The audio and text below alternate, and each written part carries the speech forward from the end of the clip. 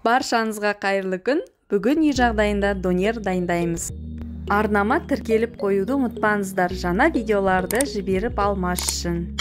Ең алдымен табағымызға тауықтың етін турап, паприка, қара бұрыш, татымына қарай тұз салып, приправамызды қосып, жақсылап араластырамыз.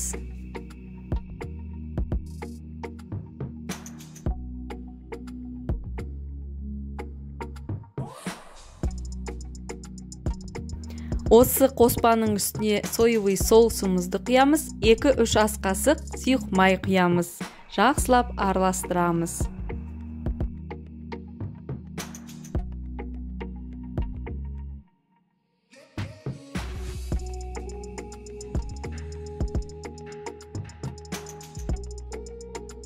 Маринадталып болған етіміздің үстіне картопымызды осылай турап, бір келкі ғып араластырамыз. Қызып тұрған духовкамызға 25 минуттай қызартып пісіріп аламыз.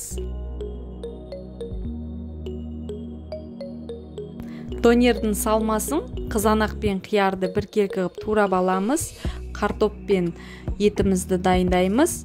Одан кейін майонез салмасын дайындап аламыз. Майонездің үстіне укроп, татымына қарай тұз салып, 2-3 ас қасық үйдің қаймағын қосып, үкіштен сарымсағымызды қосып араластырамыз.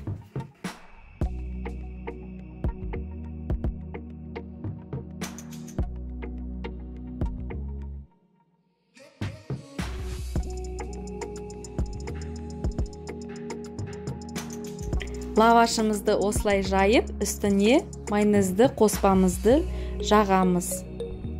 Жағып болғаннан кейін үстіне ақырындап картоп пен етімізді саламыз. Оның үстіне қызанақ, одан кейін қиярымызды сал, бір келкі ғып орап шығамыз.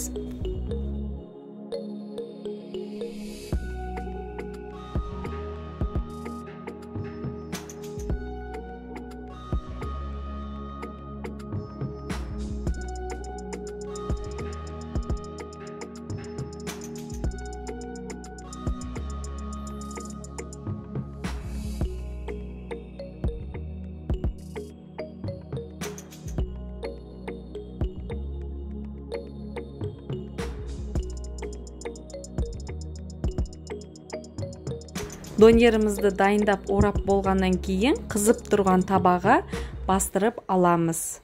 Осымен үй жағдайында донеріміз дайын болды. Астарыңыз дәмді болсын.